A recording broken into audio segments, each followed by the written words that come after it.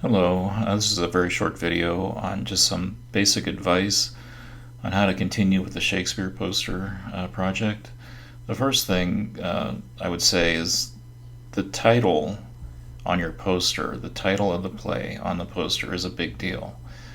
Think of the title as an illustration and take the time to design and render the title is one thing. The other thing is simplify your illustrations because you're going to be drawing this with the pen tool in Illustrator, right? So whenever, from your sketches that you've got worked up, simplify them down to just simple line drawings would be helpful.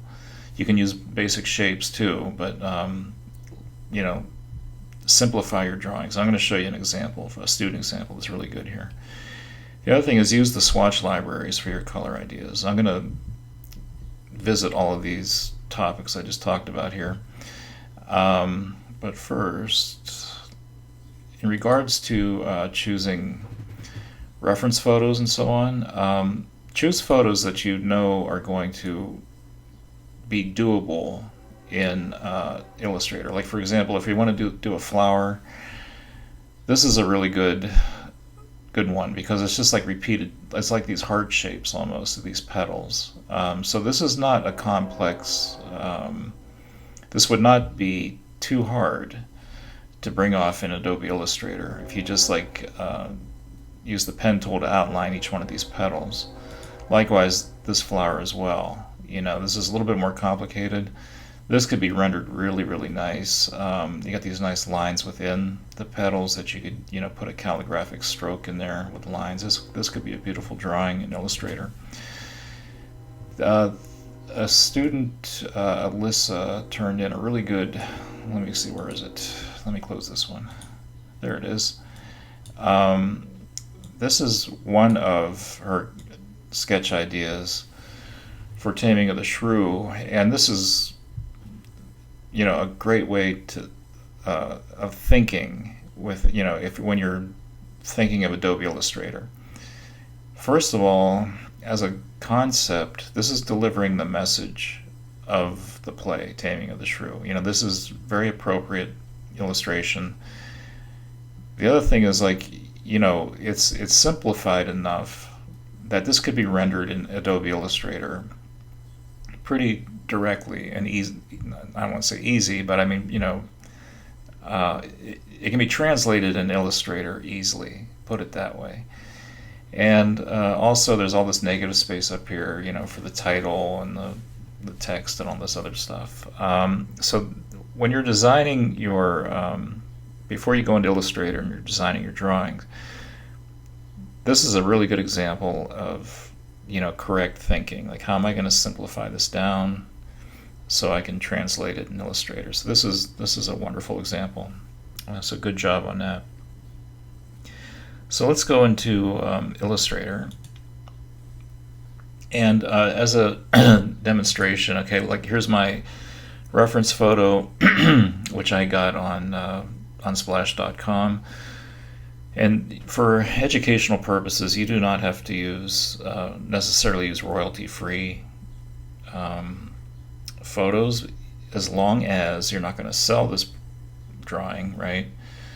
And it's not for commercial purposes. If it's only for the drawings that you're making for only educational purposes only, it falls under fair use. You can use a variety of images from different sources, but if you can find a royalty-free, it's even better. Anyway, that's that spiel. Okay, so you've done this before with exercises you've done in this course already. I placed the image on its own layer there and reduced the opacity, and then I created this this outline of the profile, and that's cool. I mean, this could be an element in my poster if I have if I want two people looking at each other, interfacing with each other, two people reacting, maybe there's another profile back here and it's whispering into this person's ear. Of course, I would have to draw an ear. But this simplicity could work, you know. Now the thing that you want to do is like I'm going to select the path and I'm going to go to Window, Brush Libraries, and you've done this in my class, Artistic, and I'm going to use the calligraphic stroke, and I'll just choose one of these, and I just choose 10 point flat for the heck of it, and look how wonderful that is. That looks great, you know. I mean that's something that I could integrate, you know. This wouldn't be the only illustration. There might be some elements of color. Depends on what the context of the work is, right? You know. I want to point out something that you guys might not know about these brush strokes. So black arrow, selecting the stroke. So let's say I choose 30 point flat. Let me pick one that's really like 50 point flat. Okay, I picked 50 point flat and I say, well, I like the shape of that, but it's too thick. You can select the stroke and you can go up here to the stroke weight and you can adjust the weight there. It's just kind of a weird thing. It'll default to 1 no matter what it is, so you'd have to input like fractions in there and stuff, or decimal points. Here's a thing, and I want you to remember this. If you're using a brush stroke, such as the calligraphic stroke, and it's selected, you can hit the letter B on the keyboard to activate the brush tool. Okay, so the brush tool is active, so I got the little brush icon thingy there. Now I can use my bracket keys on the keyboard. The bracket next to the letter P will make the stroke smaller. The bracket key next to the forward slash, or is it a backslash? It's a backslash. Will make it bigger. Okay, so I'm using bracket keys here. Now the key thing is you have to have the brush tool. This little guy has to be enabled. So hit the letter B to get the brush tool. Then you can use your bracket keys and you can adjust your brush strokes that way. This only works for the artistic strokes, right? It doesn't work for the standard line. Okay, so that's that. So that's cool, right? And now suppose I don't want an outline. Let me move this out of the way. I want something, you know, I want to use like basic shapes. So I'm just going to close this as a shape, you know. And this is going to look weird at first, so just bear with me. I'm just closing this off so I can get a basic shape. So anyway, let me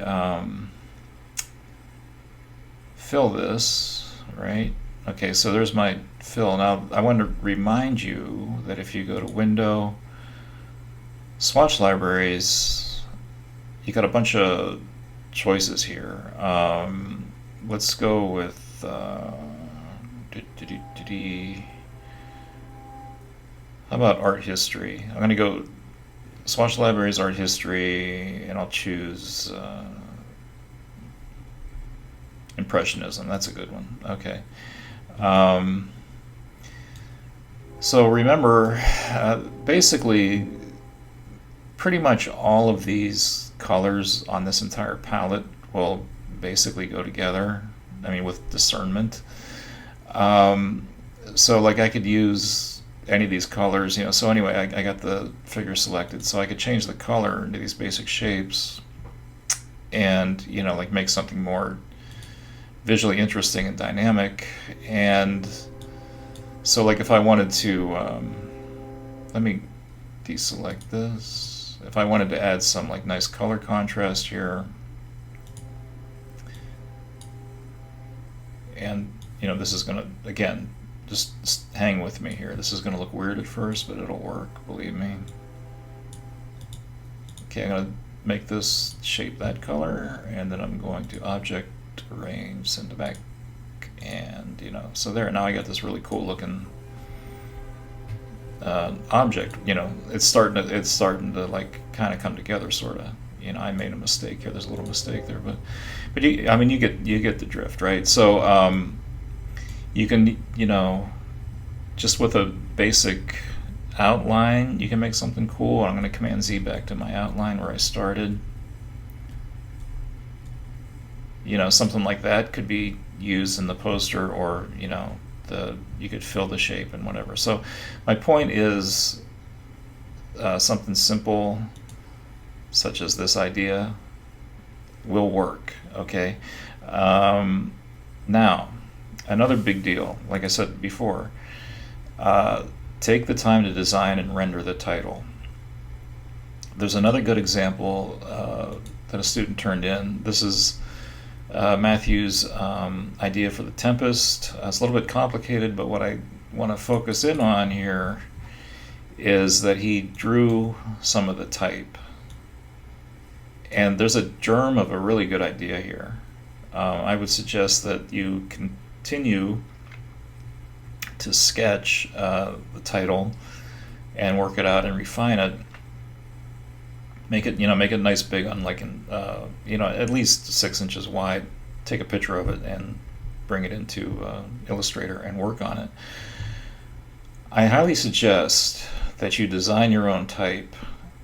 Remember, type as it's the title. Pretend or look at it as an illustration. The title is an illustration, okay? And type is image. All right. So remember those things. A very famous New York designer, Paula Shear, she said that all the time. Type is image. Design your title and render the title. Okay, now there's a couple ways you can do that. So let me go back to the handy dandy Adobe Illustrator. You can, the look of the title is important. Design it. You could draw the title with a pen tool, which I suggest you try. But you have to this image that I showed you. This is very translatable, if that's a word. I mean, something like this could be translated into Illustrator pretty easily, okay? If you do something like really curvy and complicated, not so much, but something like this is going to work in Illustrator. It has to be cleaned up, but it's getting there. Or you can modify existing type, and we've done this in this class, but I just want to demo it really, really quick. Here's my modified type. I click on it with a black arrow. I see the bounding box, type, create outlines, and this is not news. I think everybody in this class has done this already. But I just want to show you how easy it is to just take something really simple like this. Again, when I created outlines, now this is just an object with editable paths, right? So I'm going to select the two anchor points at the bottom of the M and pull that down. I'm going to hit the plus sign on the keyboard to add an anchor point, and hopefully this is stuff you remember from previous exercises. And I'll just pull this down into a nice little pointy shape, right? Now check this out. Now I'll make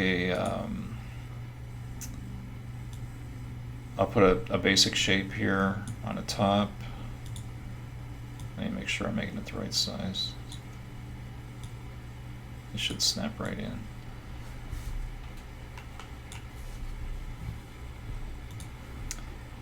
And then let me make another basic shape here.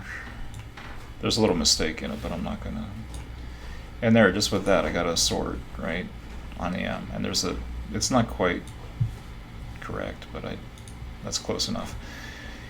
And you can also, you could grab the descender of a letter form and do stuff like this. So you can either draw, place, and trace a design of your title, right? Or modify the existing type. In any case, the big deal is the title is a big deal. That's the look of the title can really sell your idea, can really deliver the message of the poster. So really take the time to design and illustrate the title.